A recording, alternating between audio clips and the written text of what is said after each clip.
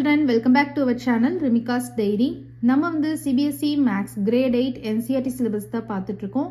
Already நம்ம சேனல்ல Chapter 1, Chapter 2 எல்லா சம்ஸுமே சால்வ் பண்ணி போஸ்ட் பண்ணியிருக்கிறோம். கண்டிப்பாக போய் செக் பண்ணி பாருங்க. உங்களுக்கு ஈஸியாக இருக்கணும் அப்படின்றதுக்காண்டி நம்ம சேனலில் ஒரு பிளேலிஸ்ட் கிரியேட் பண்ணியிருக்கிறோம். CBSE Class 8 Maths அப்படின்னு சொல்லிட்டு. ஓகே சில்ட்ரன், நம்ம சேனலில் ஃபர்ஸ்ட் டைம் பார்க்குறீங்கன்னா கண்டிப்பாக சப்ஸ்கிரைப் பண்ணுங்கள். ஆல்ரெடி சப்ஸ்கிரைப் பண்ணி சப்போர்ட் பண்ணிட்டு இருக்கிற நம்ம சில்ட்ரன் எல்லாருக்குமே ரொம்ப ரொம்ப தேங்க்ஸ். Exercise 3.4 question number 2 பாருங்க. Identify all the quadrilaterals that have 4 sides of equal length, 4 right angles கேக்குறாங்க. So first of all quadrilaterals அப்படின்னா என்னது? 4 sides இருக்கக்கூடிய ஒரு ஃபிகரை வந்து நம்ம quadrilateral அப்படின்னு சொல்லுவோம். quadனா 4 அப்படின்னு சொல்லியிருக்கேன். So 4 sides, lateralனா sides அப்படின்னு அர்த்தம். So 4 sides இருக்கிற ஒரு ஃபிகரை நம்ம வந்து quadrilateral அப்படின்னு சொல்லுவோம். அந்த quadrilateralக்கு பர்டிகுலரா ஒரு ப்ராப்பர்ட்டி சொல்லியிருக்காங்க, 4 sides ஈக்குவலா இருக்கணும் அப்படின்னு சொல்லிட்டு. அந்த மாதிரி உள்ள குவாடிலேட்டரல் தான் நம்ம இப்ப ஐடென்டிஃபை பண்ண போறோம். சோ உங்களுக்கு தெரிஞ்ச குவாடிலேட்டரல் சொல்லுங்க பார்க்கலாம்.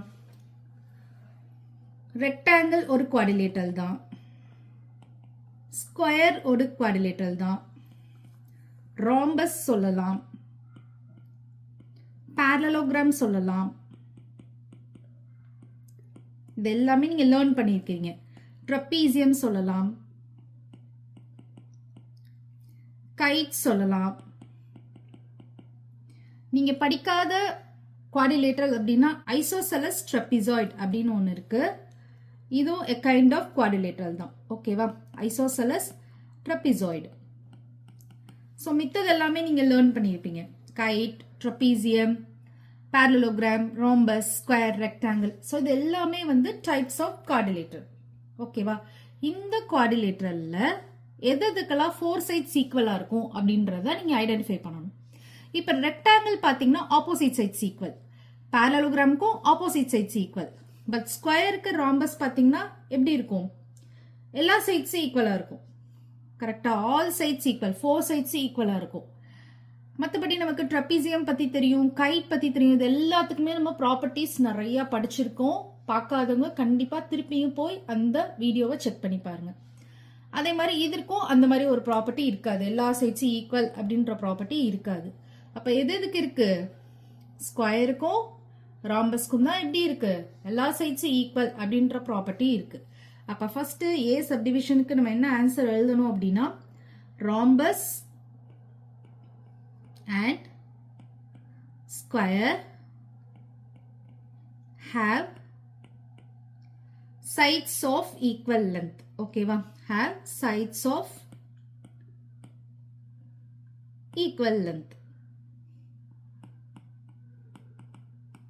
Rhombus and square have sides of equal length. So கேட்ட first questionக்கு ஆன்சர் பண்ணியாச்சு. நெக்ஸ்ட் பி கொஸ்டின் என்ன கேட்டிருக்காங்க? 4 ரைட் ஆங்கிள்ஸ் கேட்டிருக்காங்க. ஸோ ரைட் ஆங்கிள்ஸ்னா என்னது? 90 டிகிரி ஃபார்ம் ஆகுறது, எல் ஷேப்ல இருக்கும்ல, அதுதான் right angle. So 4 right angles இருக்கிற மாதிரி குவாடிலேட்டரல் பார்த்தீங்கன்னா, இப்போ ஃபார் எக்ஸாம்பிள் ஒரு ரெக்டாங்கிள் எடுத்துக்கோங்க. இங்கே ஒரு ரைட் ஆங்கிள், இங்கே ஒரு ரைட் ஆங்கிள், அதே மாதிரி இங்கே ஒன்று, இங்கே ஒன்று. ஸ்கொயர் எடுத்துக்கோங்க. இங்கே ஒரு ரைட் ஆங்கிள், இங்கே ஒரு ரைட் ஆங்கிள், இங்கே ஒரு ரைட் ஆங்கிள், இங்கே ஒரு ரைட் ஆங்கிள் இருக்கும். மற்றபடி நமக்கு வந்து rhombus, parallelogram, trapezium, kite, isosceles trapezoid இது எல்லாத்துக்குமே மஸ்ட் கிடையாது 90 டிகிரி கண்டிப்பா இருக்கணும் அப்படின்ற ஒரு கண்டிஷன், ஒரு ப்ராப்பர்ட்டி கிடையாது. ரெக்டாங்கிளுக்கும் அண்ட் ஸ்கொயருக்கும் மட்டும்தான் என்னது? 4 ரைட் ஆங்கிள்ஸ் வந்து கம்பல்சரியா இருக்கும். அப்போ பி கொஸ்டினுக்கு ஆன்சர் என்ன எழுதணும் அப்படின்னா, ஸ்கொயர் அண்ட் ரெக்டாங்கிள்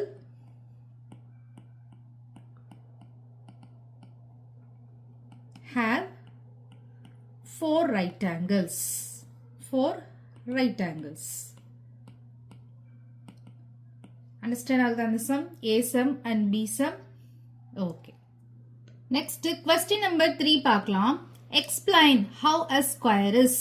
ஒரு ஸ்கொயரை வந்து எப்படி நம்ம குவாடிலேட்டரல் சொல்றோம், எப்படி நம்ம parallelogramனு சொல்றோம், எப்படி வந்து ஒரு ராம்பஸ் அப்படின்னு சொல்றோம், எப்படி வந்து ஒரு ரெக்டாங்கிள் அப்படின்னு சொல்றோம் அப்படின்றத எக்ஸ்பிளைன் பண்ண சொல்றாங்க.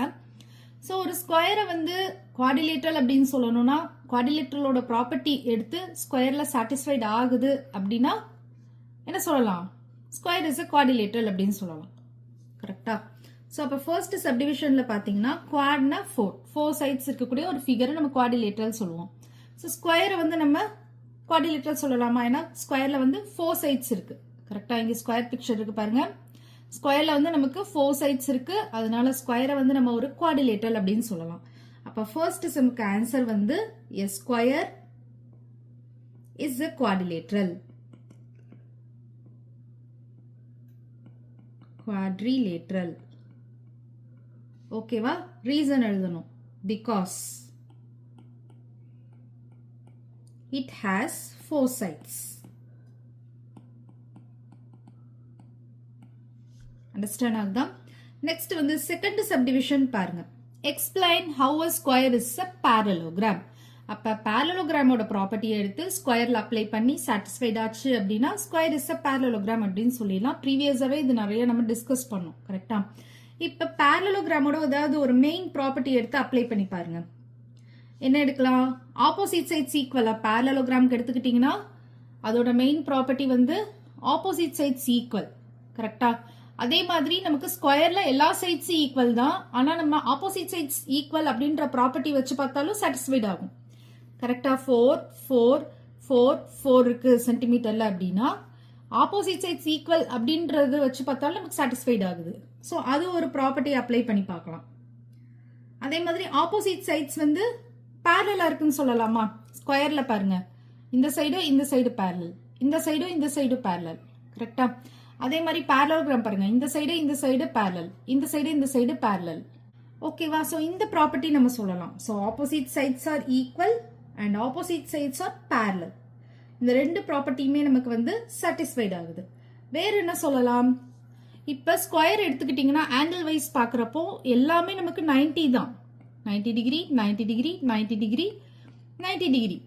parallelogram-க்கு நமக்கு ஆப்போசிட் ஆங்கிள்ஸ் ஆர் ஈக்குவல் அப்படின்னு நம்ம படிச்சிருக்கோம். கரெக்டா? ஸோ இந்த ஆங்கிள்க்கு ஈக்குவல், அதே மாதிரி இந்த ஆங்கிள்க்கு ஈக்குவல் நம்ம படிச்சிருக்கோம். ஆனால் அதோட ப்ராப்பர்ட்டியை நம்ம ஸ்கொயர்ல அப்ளை பண்ணி பார்க்குறப்போ ஆப்போசிட் ஆங்கிள்ஸ் ஆர் ஈக்குவல் அப்படின்றது நமக்கு சாட்டிஸ்ஃபைட் ஆகுது. ஸோ இதெல்லாம் தான் நமக்கு ரீசன் ஒரு ஸ்கொயர் வந்து parallelogram ஆகுறதுக்கு. ஸோ எப்படி எழுதலாம் அப்படின்னா a square is a parallelogram. A square is a parallelogram அப்படின்னு போட்டுக்கோங்க. போட்டுட்டு because அப்படின்னு போட்டுட்டு அதோட ரீசன்ஸ் எல்லாம் எழுதுங்க. because it contains, இது உங்களோட ஓன் இங்கிலீஷ்ல எழுதிக்கலாம், பட் இந்த மேத்தமெட்டிக்கல் டேர்ம்ஸ்லாம் வரணும். it contains both pairs of opposite sides or ஈக்குவலா இருக்கு அண்ட் ஆல்சோ எப்படி இருக்கு? பேரலா இருக்கு. ஸோ இது ஒரு ரீசன் கொடுத்துருக்கேன். இன்னொரு ரீசன் வந்து ஆப்போசிட் ஆங்கிள்ஸ் வந்து ஈக்குவல்.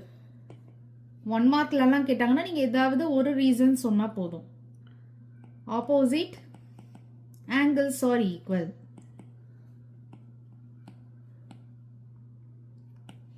அண்டர்ஸ்டாண்ட் ஆகுதா? Second sum. A square is a parallelogram because it contains both pairs of opposite sides are equal and parallel. அப்புறம் opposite angles are equal. Next third subdivision rhombus கேட்டிருக்காங்க.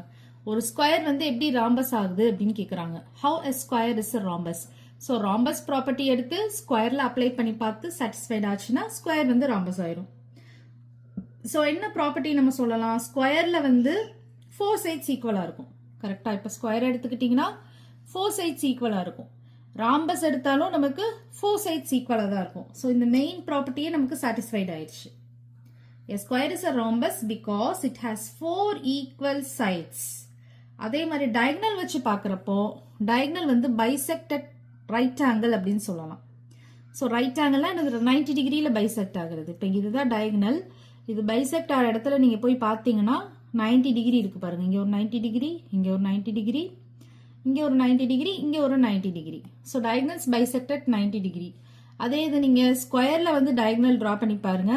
ஸ்கொயரில் diagonal draw பண்ணி பார்த்தாலும் இங்கே நீங்கள் பார்க்குறப்ப 90 degree form ஆகும். 90 degree 90 degree 90 degree 90 degree. So ரெண்டுலேயுமே இந்த ப்ராப்பர்ட்டியுமே வந்து சேமாக தான் இருக்குது. ஸோ இதையும் நம்ம ஒரு ரீசனாக சொல்லலாம். அப்போ தேர்டு சப்டிவிஷனுக்கு ஆன்சர் வந்து பார்த்தீங்கன்னா a square is a rhombus. A square is a rhombus because அப்படின்னு போட்டுட்டு எந்தெந்த ப்ராப்பர்ட்டிலாம் சாட்டிஸ்ஃபைட் ஆகுதோ அதெல்லாம் வரிசையாக வந்து லிஸ்ட் அவுட் பண்ணுங்க. It has 4 equal sides. ஓகேவா? and diagonals bisect at right angles இல்ல at 90 degree அப்படி கூட நீங்க போட்டுக்கலாம். So இதுதான் third subdivisionக்கு answer.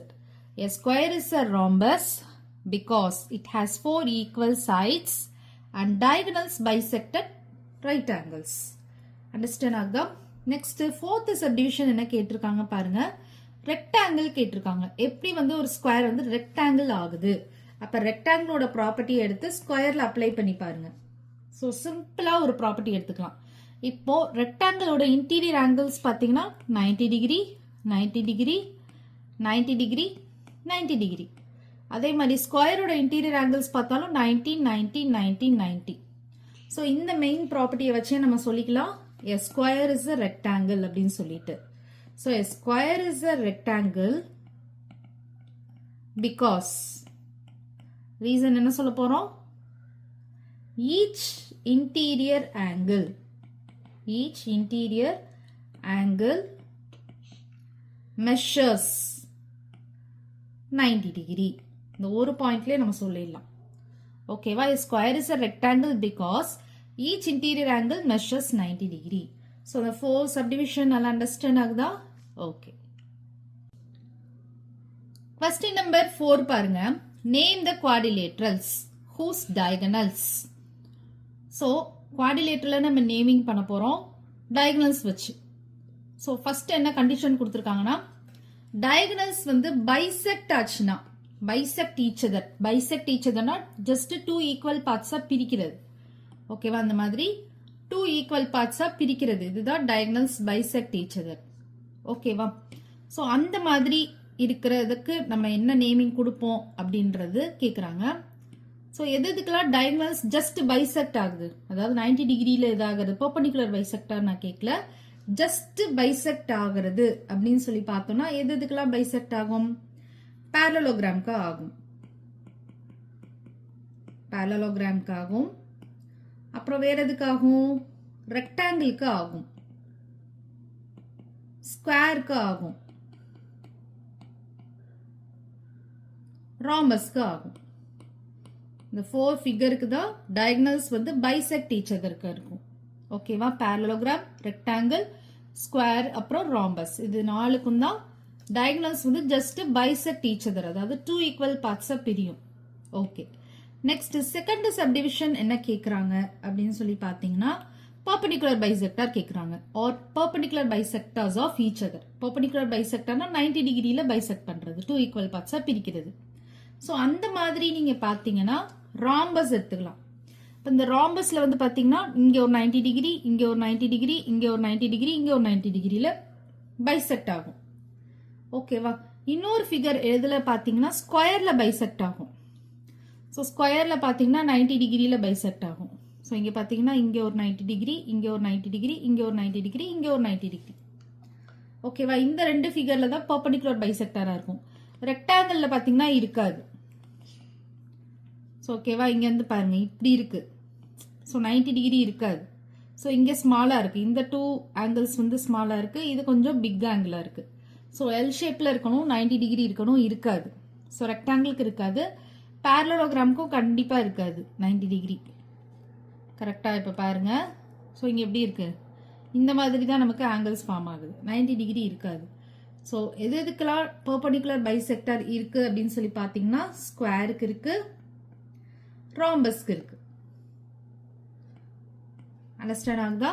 நெக்ஸ்ட் வந்து diagonals are equal அப்படின்னு கேட்டிருக்காங்க. எதுக்கெல்லாம் diagonals வந்து ஈக்குவலா இருக்கும்? ஸ்கொயருக்கு வந்து diagonals ஈக்குவலா இருக்கும். ஓகேவா? இந்த ஸ்கொயர் எடுத்துக்கிட்டீங்கன்னா இந்த diagonal வந்து இந்த diagonalக்கு ஈக்குவலா இருக்கும். அடுத்து ரெக்டாங்கிளுக்கு எடுத்துக்கோங்க. ரெக்டாங்கிளுக்கு எடுத்துக்கிட்டீங்கன்னா இந்த diagonal வந்து இந்த diagonalக்கு ஈக்குவலா இருக்கும். ஆனா இப்போ நீங்க ராம்பஸ்க்குலாம் பாத்தீங்கன்னா இது வந்து கொஞ்சம் பிக்கரா இருக்கும் இந்த diagonal, இந்த diagonal வந்து கொஞ்சம் ஸ்மாலரா இருக்கும். அதே மாதிரி இதுக்குமே வந்து டிஃப்ரெண்ட் லென்த்ல தான் இருக்கும். ஓகேவா? ஸ்கொயருக்கும் ரெக்டாங்கிளுக்கும் மட்டும்தான் ஒரே மாதிரியா இருக்கும். So square and also rectangle, இந்த ரெண்டு ஃபிகருக்கு மட்டும்தான் டயகனல்ஸ் எப்படி இருக்கும்? ஈக்குவலா இருக்கும். அண்டர்ஸ்டாண்ட் ஆகுதா? இப்போ நீங்க வந்து கேட்கலாம், இந்த ஃபர்ஸ்ட் சம்முக்கு வந்து பைசெக்ட் ஈச் அதர் அப்படின்றதுக்கு நிறைய பேருக்கு டவுட் வந்திருக்கலாம். கைட் நம்ம படிச்சோமே, கைட்ல கூட நமக்கு டயகனல்ஸ் இருக்கு, இது பைசெக்ட் ஆகுது அப்படின்னு சொல்லலாம். ஆனா அதுல வந்து 2 டயகனல்ஸும் வந்து பைசெக்ட் ஆகும் அப்படின்னு சொல்ல முடியாது. இப்போ இதுலலாம் பாத்தீங்கன்னா 2 டயகனல்ஸுமே பைசெக்ட் ஈச் அதர், ஒன்னும் ஈக்குவலா பிரிச்சுக்கணும்.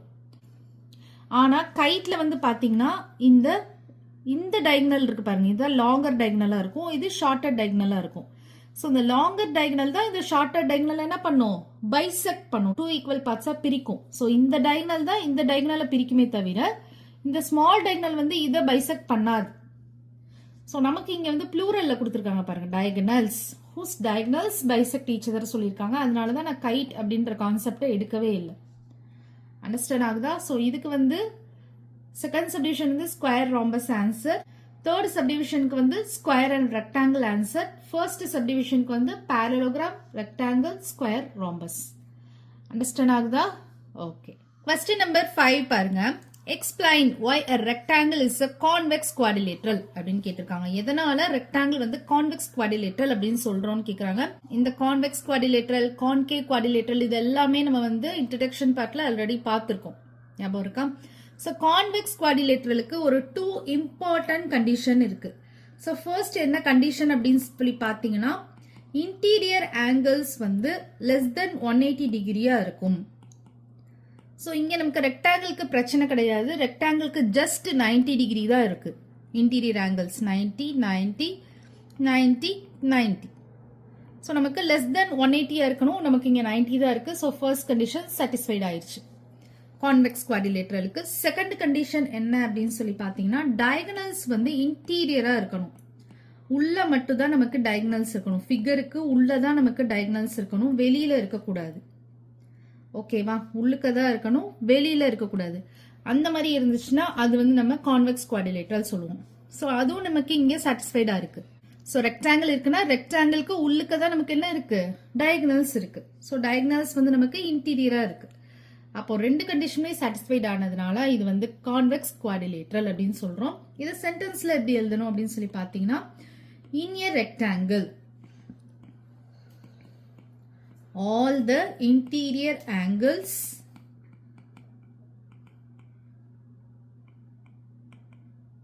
are 90 degree. Okay ma? In a rectangle all the interior angles are 90 degree and both the diagonals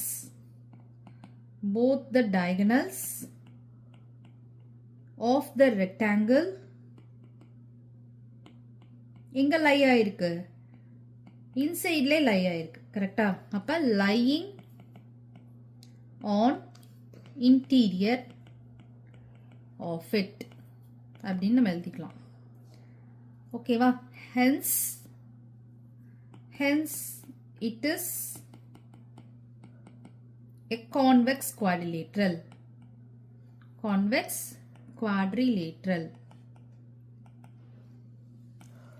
Understand ஆகுதா இந்த sum?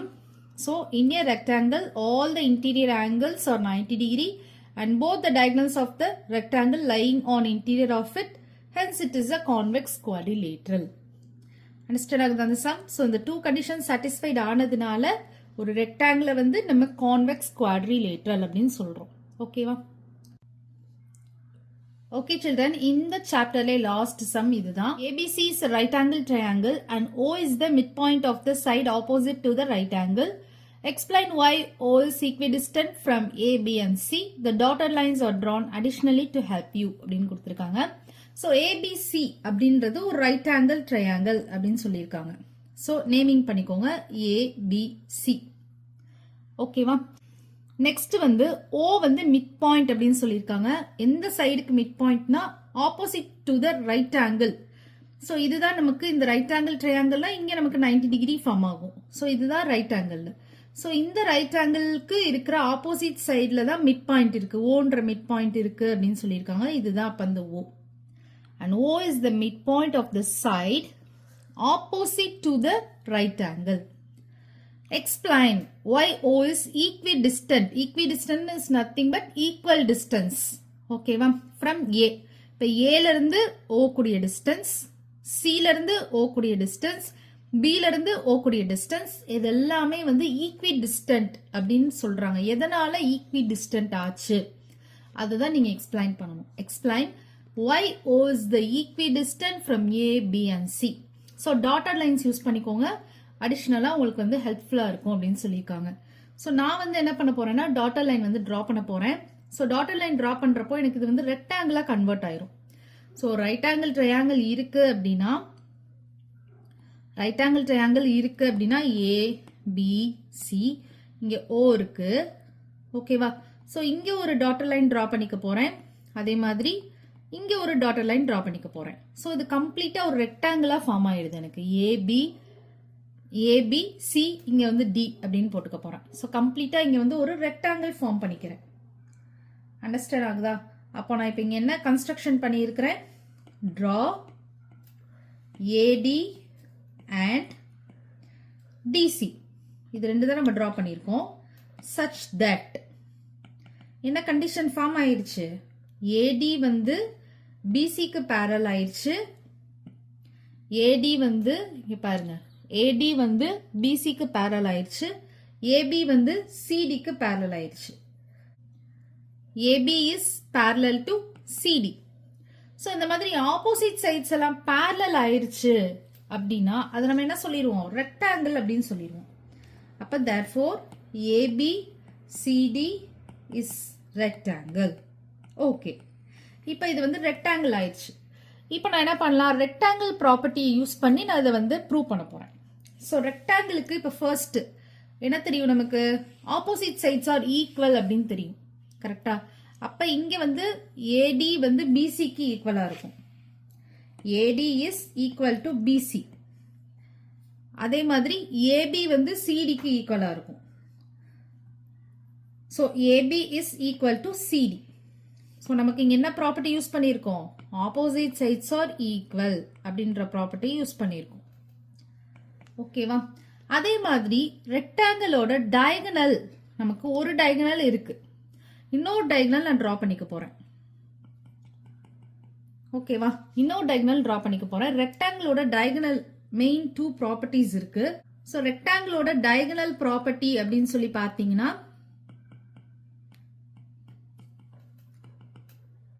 ஸோ ஃபர்ஸ்ட் ப்ராப்பர்ட்டி என்ன அப்படின்னு சொல்லி பார்த்தீங்கன்னா ரெக்டாங்கிள் பொறுத்த வரைக்கும் டயகனல்ஸ் வந்து ஈக்குவலா இருக்கும். diagonals are equal. So diagonals வந்து equal அப்படின்னா இங்க வந்து நீங்க பாருங்க AC வந்து BD க்கு ஈக்குவலா இருக்குமா? அப்ப அது இங்க நோட் பண்ணிக்கோங்க. AC is equal to BD. இப்போ AC is equal to BD, AC is equal to BD அப்படின்னு சொன்னேன்னா இந்த AC வந்து ஒரு 6 சென்டிமீட்டர் இருக்குன்னு வச்சுக்கோங்க ஒரு எக்ஸாம்பிளுக்கு. BDயும் என்னதான் இருக்கும்? 6 சென்டிமீட்டர் தான் இருக்கும். அண்டர்ஸ்டாண்ட் ஆகுதா? நெக்ஸ்ட் ப்ராப்பர்ட்டி வந்து என்ன ப்ராப்பர்ட்டி யூஸ் பண்றேன் அப்படின்னா diagonals or bisect each other. Diagonals or bisect each other அப்படின்ற ப்ராப்பர்ட்டி எடுத்திருக்கேன். So diagonals bisect each other அப்படின்னா இந்த டயகனல் வந்து இந்த டயகனல்ல 2 ஈக்குவல் பார்ட்ஸா பிரிக்குது. அதே மாதிரி இந்த டயகனல் வந்து இந்த டயகனல் 2 ஈக்குவல் பார்ட்ஸா பிரிக்குது. அப்ப அந்த ஹோல் மெஷர்மெண்ட் வந்து 6 சென்டிமீட்டர். டயகனல்ஸும் இங்க ஈக்குவல் தான். அப்ப இங்க 6 சென்டிமீட்டர் தான், இங்க 6 சென்டிமீட்டர் தான் இருக்கும். கரெக்டா? 2 ஈக்குவல் பார்ட்ஸா பிரிச்சுச்சு அப்படின்னா இங்க 3 சென்டிமீட்டர் ஆயிரும், இங்க 3 சென்டிமீட்டர் ஆயிரும். அதே மாதிரி இங்க 3 சென்டிமீட்டர் ஆயிரும், இங்க 3 சென்டிமீட்டர் ஆயிரும். கரெக்டா? அண்டர்ஸ்டாண்ட் ஆகுதா? டயகனல்ஸ் ஈக்குவல் அப்படின்னு இருக்கிறப்போ இங்க 6னா இங்க 6 அப்படின்னு சொன்னோம். diagonals bisect each otherனா 2 equal parts பிரிக்கிறது. அப்ப இங்க 3 சென்டிமீட்டர்னா இங்க 3 சென்டிமீட்டர், அதே மாதிரி இங்க 3 சென்டிமீட்டர்னா இங்க 3 சென்டிமீட்டர். அப்போ OA எடுத்துக்கிட்டீங்கன்னா OA என்ன இருக்கு? 3 சென்டிமீட்டர் இருக்கு. OB என்ன இருக்கு? 3 சென்டிமீட்டர் இருக்கு. OC என்ன இருக்கு? 3 சென்டிமீட்டர் இருக்கு. OD என்ன இருக்கு? 3 சென்டிமீட்டர் இருக்கு. நமக்கு OD தேவையில்ல, OA, OB, OC தான் தேவை. கரெக்டா? அவங்க அதுதானே கேக்குறாங்க. சோ நீங்க இங்க வந்து ஃபர்ஸ்ட் எழுதிக்கோங்க. OA is equal to OB, OB is equal to OC, OC is equal to OD. நமக்கு வந்து ஓடி தேவையில்ல நமக்கு ஓஏ ஓபி ஓசி தான் பார்க்க சொல்லியிருக்காங்க கரெக்டா ஏபிசி தான் கேட்டிருக்காங்க அப்போ ஃபைனலா நம்ம என்ன எழுதணும் O is therefore O is equidistant from A, B and C. Understand all the sum? Okay va? Okay. Okay children இந்த சம்மோட இந்த யூனிட் வந்து ஃபினிஷ்ட் ஆகுது இந்த வீடியோ உங்களுக்கு பிடிச்சிருந்ததுன்னா லைக் பண்ணுங்க ஷேர் பண்ணுங்க நம்ம சேனலை சப்ஸ்கிரைப் பண்ணுங்க பை சில்ட்ரன்